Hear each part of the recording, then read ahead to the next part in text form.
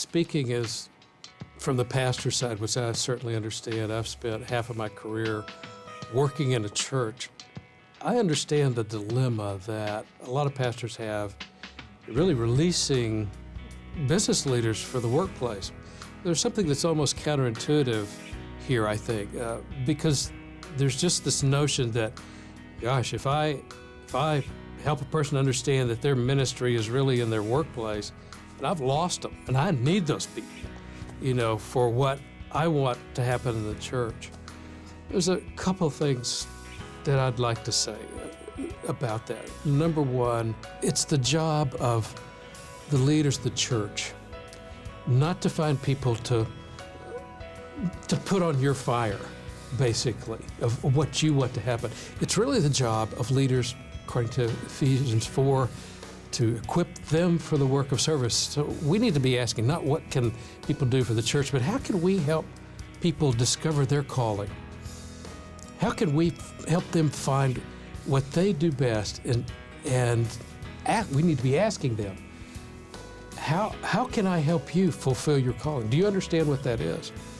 There's something almost counterintuitive, though, when we realize that, when a pastor realizes that, wow, by sending a person out and saying, that's your mission field out there,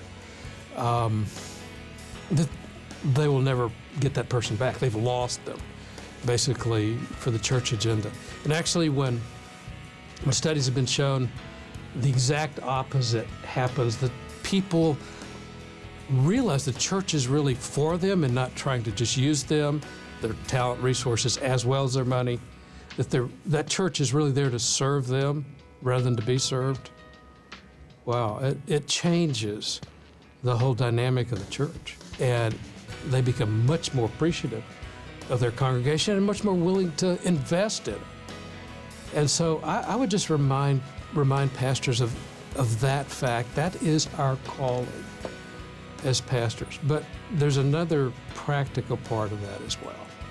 And listen, this is important. The people you speak to on Sunday morning,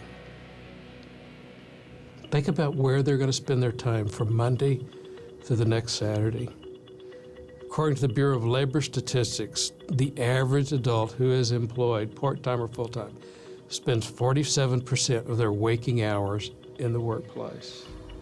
If we don't speak to that, and we don't help them understand what it means to follow Christ in that place where they're going to spend most of their time for the next 6 days, then they don't see what we say ultimately as relevant to their lives.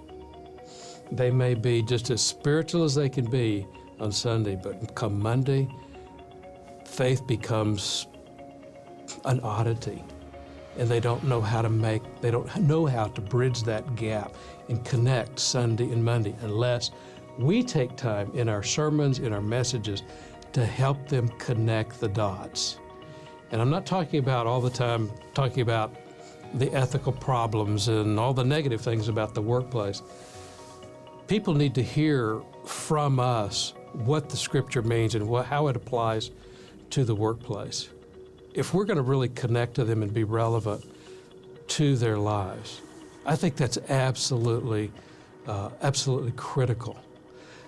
If we don't do that, here's kind of the other side of that. If we don't do that, then the marketplace is forming them spiritually. The church stands no chance, influence and time-wise, of actually shaping that person's values if we don't help them see that God cares about work and He's right there with them and is working with them in their workplace. The workplace is just too powerful. They spend too much time there.